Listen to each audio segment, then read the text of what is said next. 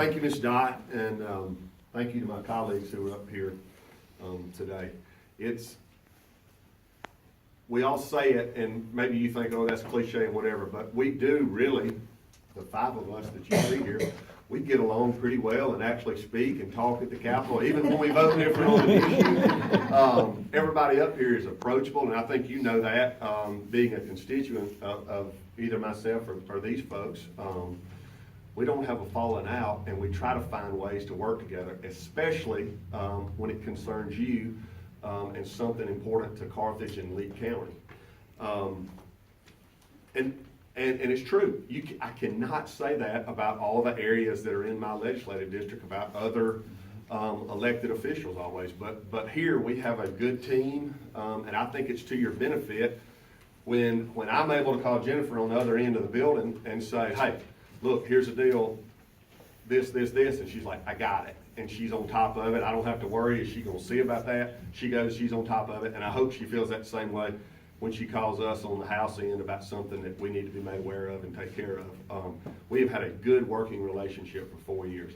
Now, I'm not as humble as these others. I do have an opponent in the Republican primary in August, so I'll deal with that as the time comes, and I'll be knocking on your doors and worrying you, and you can shoo me away and that sort of thing when the time comes.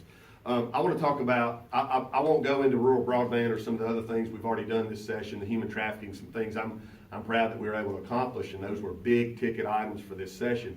But I want to talk real quick about the special session that we had in the fall and what came out of that for this state and for you as taxpayers and citizens of not only Lee County but the state.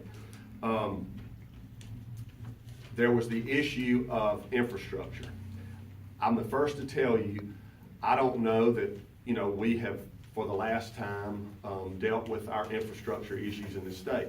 But for now, in the current political environment and all that we were dealt with, I thought we fared about as well as we could when it comes to, we got some recurring revenue for cities and counties dedicated to infrastructure through a new revenue stream or source without raising anybody's taxes, and that being in the form of the internet sales tax, which we will now capture and dedicate to infrastructure for cities and counties. As you know, or maybe remember from the headlines, part of that is set aside right off the bat for cities, part of it comes as a percentage, part of it goes to counties as a percentage, with the strings attached being you've got to use it for roads and bridges. Also, with these individuals' help up here, we were able, Scott talked about, we're on Ways and Means, which is the revenue side, and they get to decide how to spend it. Sometimes he refers to that committee as Ways to be Mean. But Ways and Means worked really hard on coming up with a proposal, because that's what we were taxed with. You, as taxpayers and voters, told me, we want something done about our roads and bridges, but I don't want you to raise my gas tax, and I don't want you to raise my other taxes. So, that's a tough spot for a guy to be in, to figure out how we do that without some new revenue source. So I thought we made the best of that. In dividing and spending the BP money from the BP settlement from the oil spill on the coast, Lee County received just shy of $1 million either to the county or to the city for bridge repair and street paving. So I thought, thanks to these and us working together, I thought you received a really good share of that money. Yes, that's one-time money, but I thought Lee County and the city of Carthage got more than their share when it came to divvying up that money. So all of us were proud to deliver on that. As you know, also coming from that special session was a lottery. I heard from lots of you for and against that. I will tell you that the fors greatly outweighed it in all the contact that I received. And I think that overwhelmingly probably was the position of voters in the state.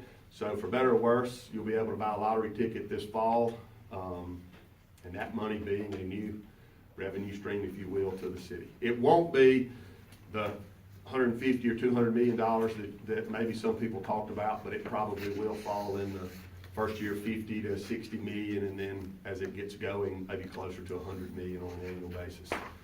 That'll be coming in. Be glad to answer any questions in a minute. The last thing I want to tell you about in my last 15 seconds, Landowner Protection Act, a bill that Jennifer and them had passed it in the Senate. We passed it in the House. It went back for concurrence. I hope they concur this week.